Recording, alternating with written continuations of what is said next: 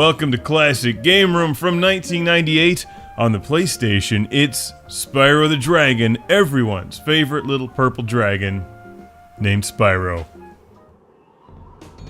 Don't you dare call him a Skylander. This is Spyro the Dragon from Insomniac Games and Sony for the venerable PS1.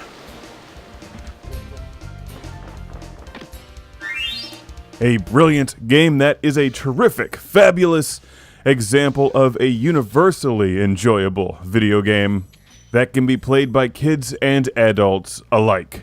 It's charming, likable, playable, challenging, but not so challenging that it becomes frustrating. And it features Spyro the Dragon, a childlike purple dragon saving other dragons from the clutches of evil. You've reached the highest point in Clifftown.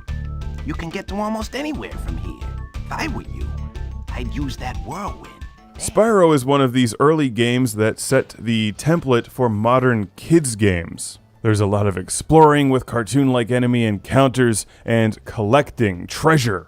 But unlike modern games, it doesn't just focus on collecting. The strength of Spyro the Dragon is its gameplay, which is really good, especially considering that they managed to make this one play on the original PlayStation controller without dual analog thumbsticks. It's an open-world, 3D-style adventure game, but instead of just rotating the camera around Spyro with the right thumbstick, you have to hold down the triangle button and focus it on where you're going to be jumping or charging. And that makes scenes like this one fairly challenging, and there's like this gruesome Spyro drowning scene if you miss and fall into whatever horrible liquid that is. Spyro the Dragon is a lighthearted, fun game, but it's not stupid, showing that you can separate those two things.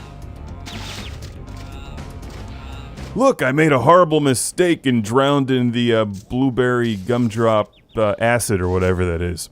Instead of just automatically regenerating, I lose a life. And while it's fairly easy to get extra lives back by defeating enemies and collecting those purple orb things, it's still a bit of a slap on the wrist, more than a lot of kids' games give you these days.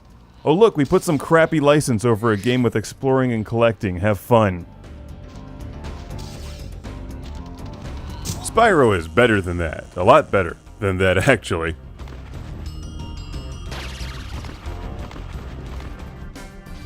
Spyro the Dragon is a tricky game. You've got to defeat these enemies and then get up in the air before they electrocute you or before some other enemy comes and tries to freeze you or something.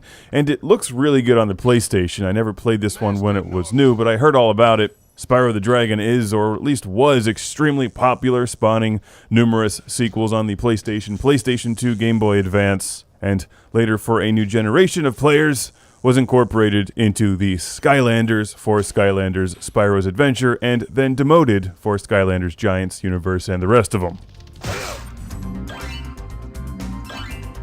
I like Skylanders because of the collecting and cross-platform compatibility, but this is objectively a much better game. There's no question, if you enjoy adventure games, you should check out Spyro the Dragon. I can't speak for all of the sequels because I haven't played them yet. I figured I would start the series at the beginning. And I dig it. It's a lot of fun. You can download this from the PlayStation Network for your PS3 or find a used copy out there fairly easily, and that rhymes inadvertently. You see? Spyro can be enjoyed by anyone who likes to play fun adventure games with a likable character. The controls are tricky, which makes the gameplay that much more challenging, and it's a lot of fun. Free the Dragon's Worlds from Gnasty Gnork, who reminds me of Gary Gnu. In name only.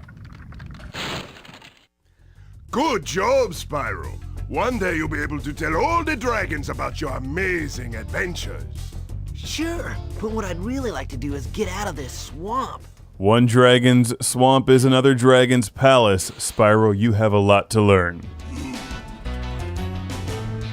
After you save the dragons, you open up save points, so it's fairly easy to save your game, which is good because you can actually lose Spyro the Dragon.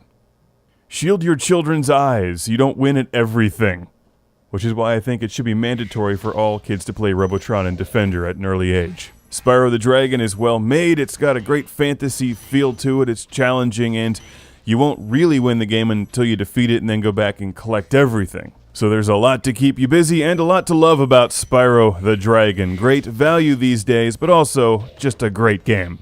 The first of many, Spyro the Dragon. Is that you, Spyro? Are you the young dragon I've been hearing so much about?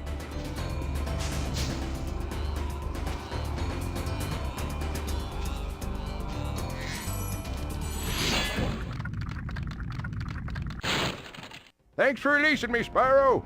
You have no idea how long I've been trapped in Crystal. And, neither do I. Who are you again? I'm out of here.